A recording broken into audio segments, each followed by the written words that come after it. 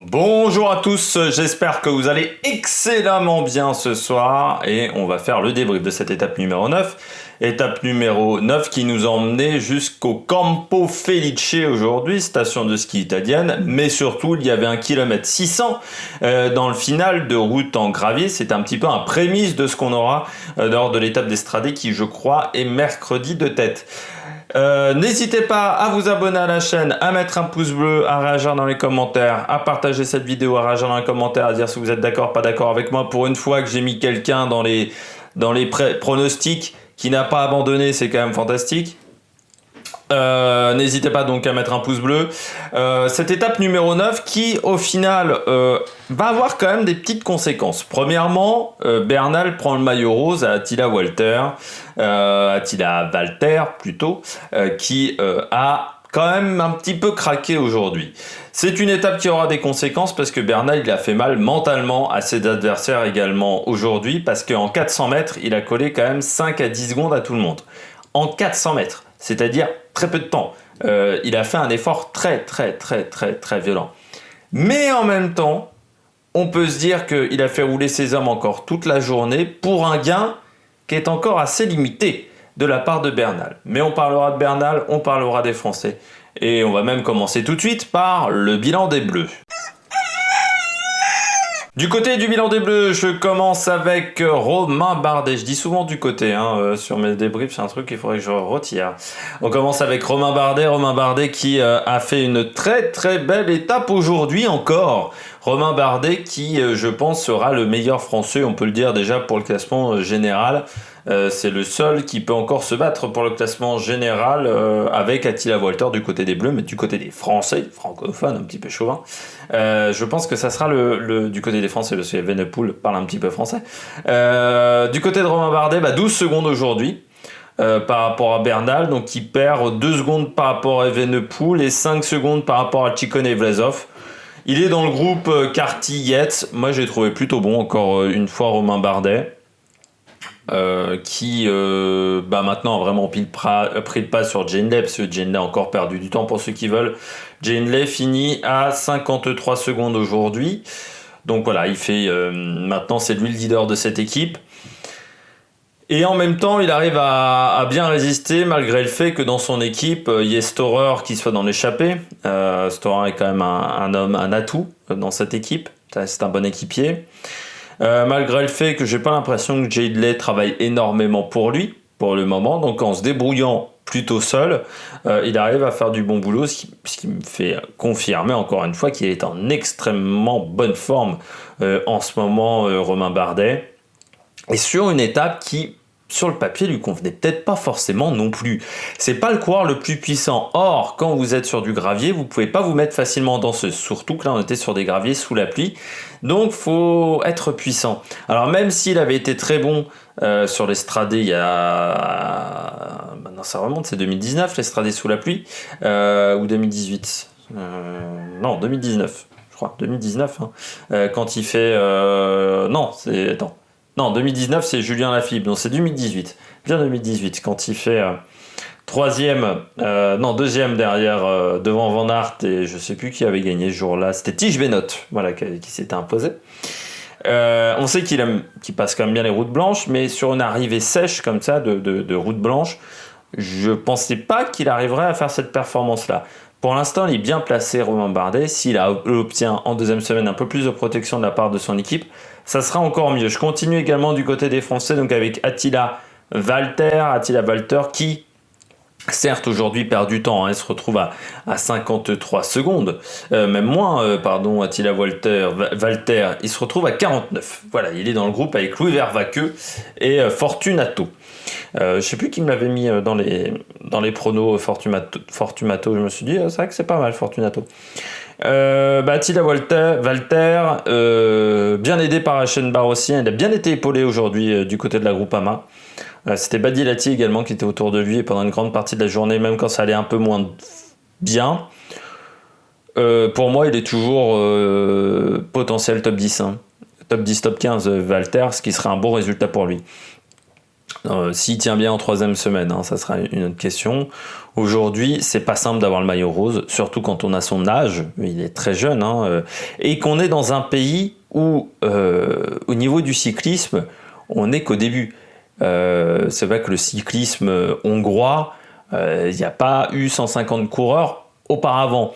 Donc forcément, il a la pression un petit peu de tout un pays parce qu'il est en train de réaliser des choses qui ne se sont jamais passées. Alors je ne sais pas si en Hongrie, on est très sport et surtout très cyclisme, mais en plus en ce moment il y a le Tour de Hongrie, donc je pense que les gens qui, même s'ils suivent pas le cyclisme, en Hongrie doivent quand même regarder, voilà, ils doivent regarder à droite à gauche ce qui se passe. Il doit y avoir un peu de pression quand même sur lui, donc c'est pas facile à gérer.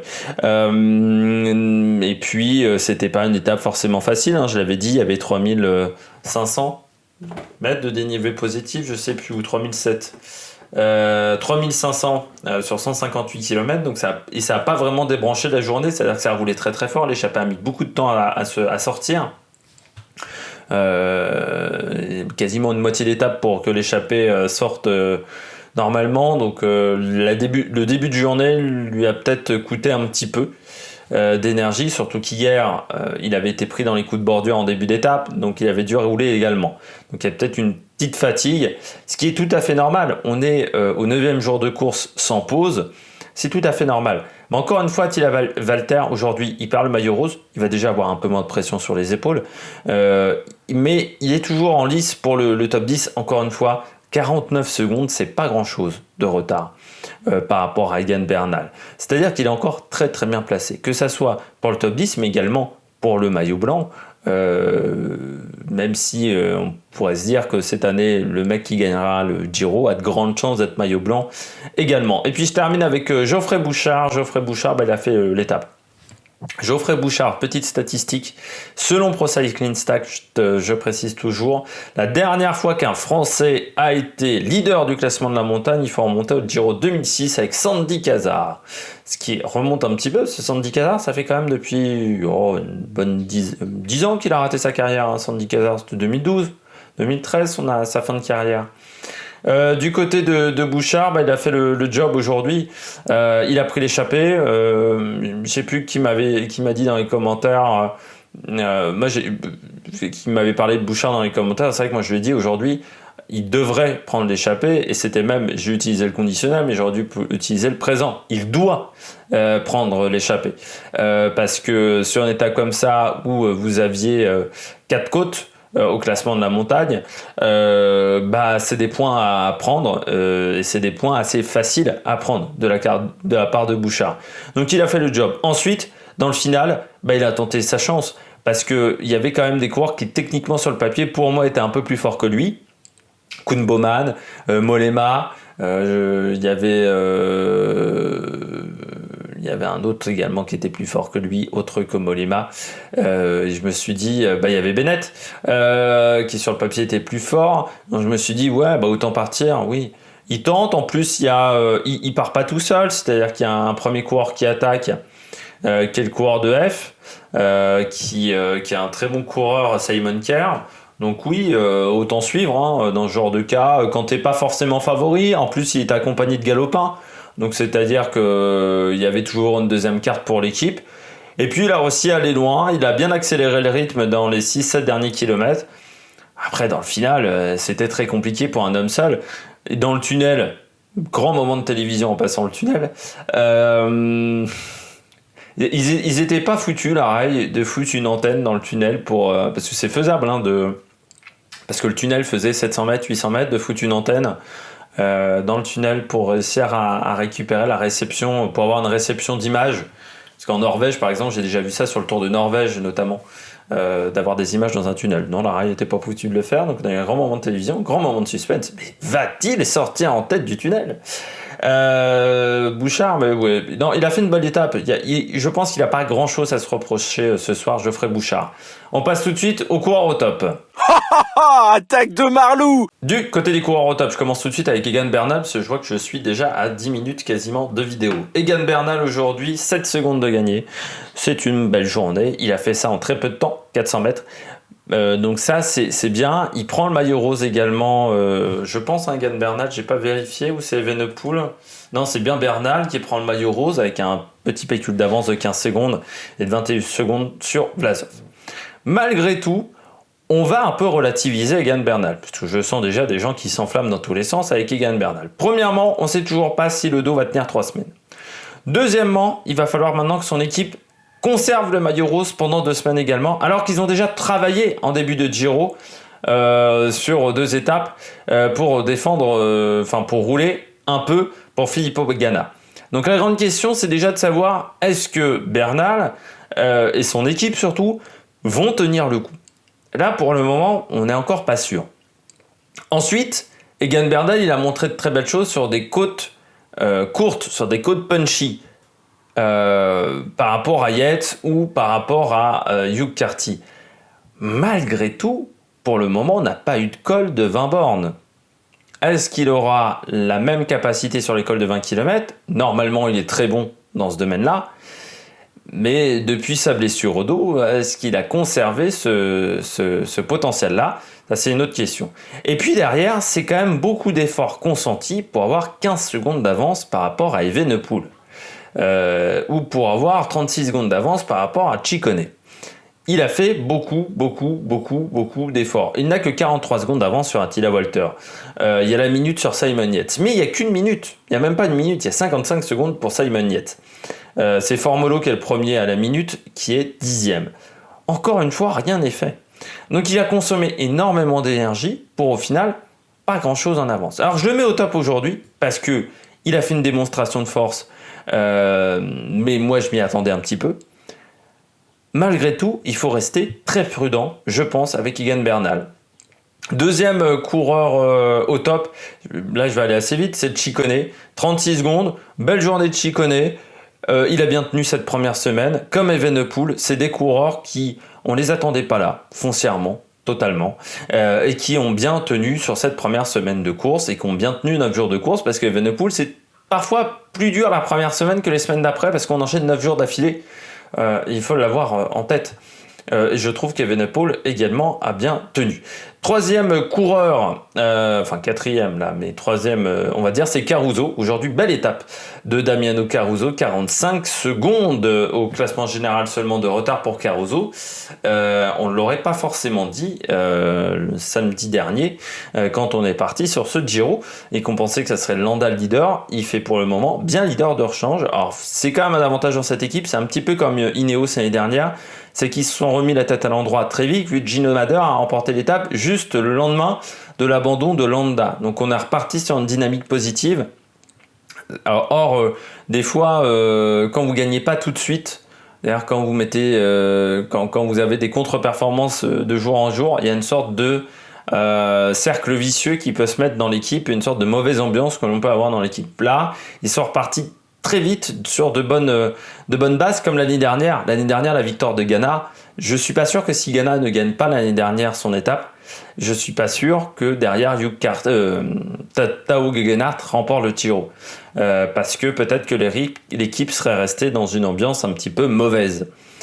On passe au bonnet d'âne, très vite au bonnet d'âne, parce que voilà, encore une fois, presque qu'un quart d'heure de vidéo. Du côté des bonnets d'âne, et puis il y a quand même peu de coureurs qui ont perdu énormément de choses aujourd'hui. C'est-à-dire que très clairement, dans les leaders, il y a peu de coureurs qui ont fait de mauvaises étapes. Moi, je mettrais dans mes flops aujourd'hui, donc c'est déjà Pello Bilbao, parce que je m'attendais un petit peu à mieux de la part de Pello Bilbao. Mais Pello Bilbao, j'ai l'impression qu'il a un peu travaillé pour Caruso. C'est peut-être ce qui lui a manqué dans le final pour conserver de l'énergie, parce que Pello Bilbao, aujourd'hui, il perd une minute, donc il est derrière Genley. Je ne vais pas mettre Genley, parce que Genley, on sait très bien qu'il ne gagnera pas cette année le Giro. On l'a déjà vu ces derniers jours. Genley, il n'est pas dans le coup.